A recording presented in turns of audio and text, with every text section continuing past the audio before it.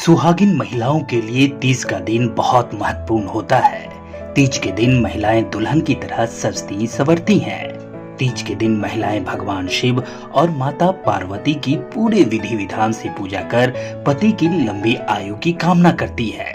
यह पर्व भगवान शिव और माता पार्वती के पुनर्मिलन के उपलक्ष्य में मनाया जाता है।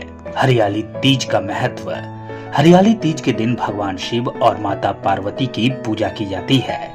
माना जाता है कि इस दिन भगवान शिव और मां पार्वती का पुनर्मिलन हुआ था, इसलिए हरियाली तीज पर सुहागिन स्त्रियां अपने पति की लंबी आयु के लिए व्रत करती हैं। आज के दिन पूजा में श्रृंगार की वस्तुएं मां पार्वती को चढ़ाई जाती हैं। इसके बाद हरियाली तीज की कथा सुनकर सास या अपने से बड़ी महिलाओं का आशीर्वाद लेकर उन्हें उपहार भेंट करती हैं। इस तरह से इस व्रत का विधि विधान पूर्ण माना जाता है।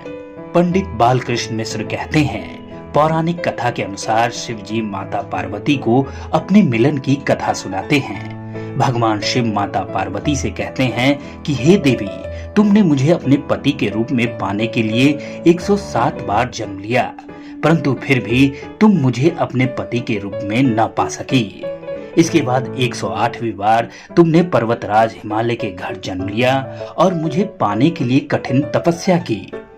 तुमने सब कुछ त्याग दिया था। तुम्हारी कठोर तपस्या देखकर तुम्हारे पिता हिमालय राज भी तुमसे अत्यंत क्रोधित हो गए थे, परंतु फिर भी तुम मेरी आराधना में लीन रही। भाद्रपद शुक्ल तृतीया को तुमने रेत से शिवलिंग बनाकर उसकी आराधना की। कथा सुनाते हुए शिवजी कहते हैं कि हे पार्वती, तुम्हारी कठोर तपस्या को देखकर मैं प्रसन्न हुआ और तुम्हारी मनोकामना को पूर्ण करने का वचन दिया। फिर तुम्हारे पिता ने तुम्हारी हट मानकर हमारा विवाह संपन्न करवाया।